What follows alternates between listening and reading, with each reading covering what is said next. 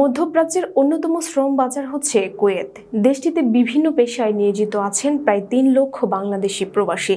এদের বেশিরভাগই পরিচ্ছন্নতা কাজের পাশাপাশি বিভিন্ন পেশায় নিয়োজিত রয়েছেন। কুয়েত প্রতিনিধি লুৎফুর রহমান জানান, ভিসার ক্যাটাগরি না বুঝে অনেকেই দেশটিতে এসে বিপাকে পড়ে। কুয়েতের ভিসার ক্যাটাগরি ভিন্ন হয়, যে কেউ চাইলে পেশা পরিবর্তন করে যে কোনো কাজ করতে পারেন না। এক ক্যাটাগরির ভিসায় কুয়েতে এসে অন্য ক্যাটাগরির ভিসায় কাজ করা সম্পূর্ণ অবৈধ, যা কুয়েতের আইন অনুযায়ী শ্রম আইন লঙ্ঘন। এই অবস্থায় পুলিশের হাতে ধরা পড়লে পাঠানো হয় নিজ নিজ দেশে। দেশটির ভিসার ক্যাটাগরিতে রয়েছে আকুদ, হুকুমি, শন, মাজরা সহ বিভিন্ন ধরনের ভিসা। প্রতিটি ভিসায় রয়েছে ভিন্ন ভিন্ন কাজ ও ভিন্ন ভিন্ন বেতন।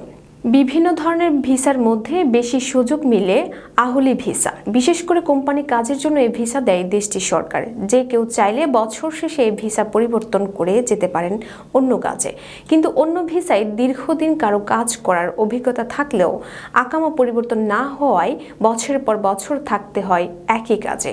মূলত সেসব ভিসার মালিকানা ব্যক্তি বা সরকার থাকায় সহজে পরিবর্তনও করা যায় না। তাই দেশটিতে আসতে চাইলে ভালো করে ভিসা যাচাই বাছাই করে আসার পরামর্শ দেন কুয়েত প্রবাসীরা।